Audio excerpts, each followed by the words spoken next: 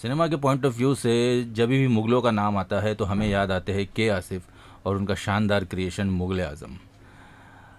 Mughals मशहूर है अपने आन बान और शान के लिए, और आन बान और शान को जिस तरीके से के आसिफ ने मुग़ल आज़म में कैप्चर किया वो ना उसके पहले कोई कर पाया और ना ही उसके बाद। आन बान शान ग्रांजोर, इसके अलावा जो मुग़ल आज़म में कैप्चर हुआ था वो थी लैंग्वेज की जो नफासत, जो सोफिस्टिकेशन, जो पावर, जो उसकी मिठास, जो उसका असर मिला हमें मुग़ल आज़म में, वो ना उसके पहले कभी हुआ, ना अब तक हुआ है और ना आगे कभी होगा। अब तो ज़बान पर वो तवज्जो रही ही नहीं, उसमें इतना इतना लोगों का ध्यान रहा ही नहीं, तो वो तो बिल्कुल होने वाला नहीं है। खैर, मुग़लों पर काफ़ी फिल्में बनी है, लेकिन जितना सीरियसली के आसिफ ने काम किया था, जितना मुग़ल आज़म, जो उसको ही हम एक बहुत ही सीरियस एफ़र्ट मान सकते हैं मुग़ल हिस्ट्री को पर्दे पे लाने में। हालांकि वो बिल्कुल भी हिस्ट्री थी नहीं, वो टोटली फिक्शनलाइज थी, लेकिन जो एनवायरनमेंट जो मुग़लों के वक्त रहा होगा, वो एनवायरनमेंट बहुत अच्छे से के आसिफ जो है वो पर्दे पे लाए थे। ये अगर हमें समझना है कि मुग़लों का कैसा रहन सहन था, कैसी आन बान शान थी उनकी, तो वो मुग़ल आज़म से पता चलेगा। हाँ, मुग़ल आज़म बिल्कुल हिस्ट्री नहीं थी, वो टोटली एक फिक्शनलाइज अकाउंट था वो, और बहुत लिबर्टी ली गई थी। खैर, वो एक अलग सब्जेक्ट है। तो अभी Z5 पर एक सीरीज़ आई है, ताज divided by blood.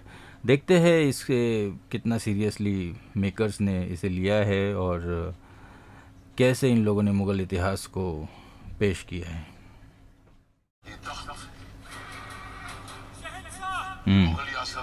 Naseeruddin Shah की ज़ोरदार आवाज़। नसीर साहब जलालुद्दीन मोहम्मद अकबर के किरदार में,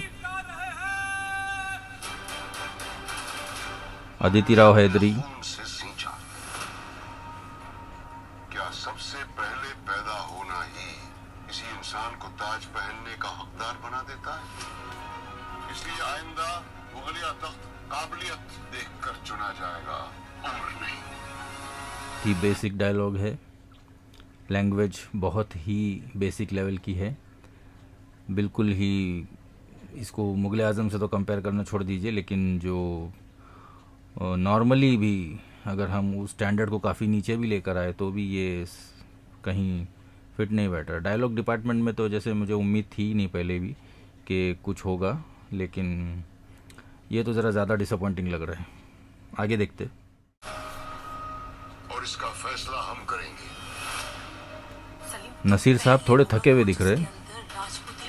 scandalous.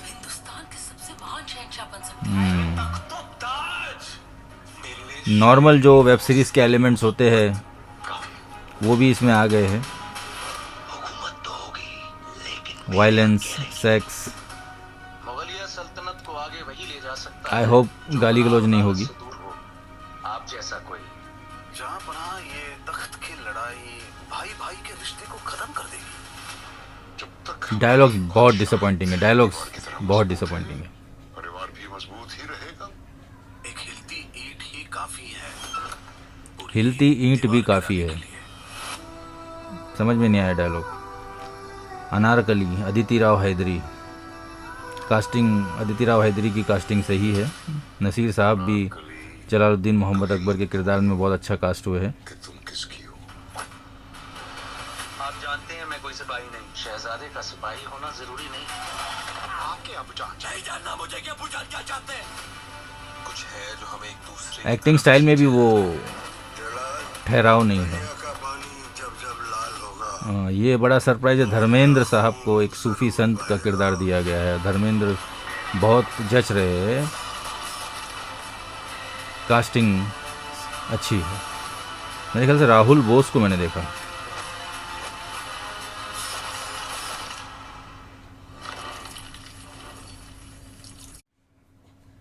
स्काल्पेलो, Ron स्कैल्पेलो British film director है और कोई ख़ास फिल्में उन्होंने बनाई नहीं है, कोई ए ग्रेड के डायरेक्टर नहीं है वो। तो मुझे नहीं लगता इस सीरीज़ से कोई ख़ास उम्मीद हमने लगानी चाहिए। और ट्रेलर देख के जैसे समझ में आ रहा है तो I don't think makers are very serious about portraying Mughal history और Mughal environment. they want to remain true to it. It doesn't seems like that. They are just using Mughal history as a backdrop.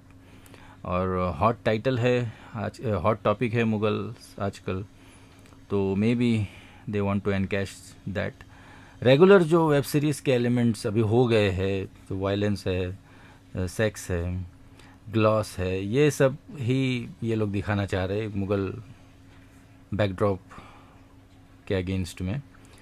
Casting अच्छी है, नसीर साहब की casting, Aditi Rao की casting, Dharmendra साहब, casting अच्छी है, interesting लग रही है, but I don't think they will be able to deliver. बादशाह अकबर का जो कैरेक्टर नसीर साहब कर रहे हैं, नसीर साहब में वो रौब तो है, उनकी आवाज़ में वो दम भी है, मगर यहाँ डायलॉग बहुत बेसिक दिए गए उनको. जो कुछ डायलॉग देखने मिले ट्रेलर से, इनफैक्ट ये ट्रेलर देखकर इतना तो कॉन्फिडेंटली कहा जा सकता है, कंफर्म्ड कहा जा सकता है कि लैंग्वेज डिपार्टमेंट जो है वो बिल्कुल ही यहाँ पर फेल है.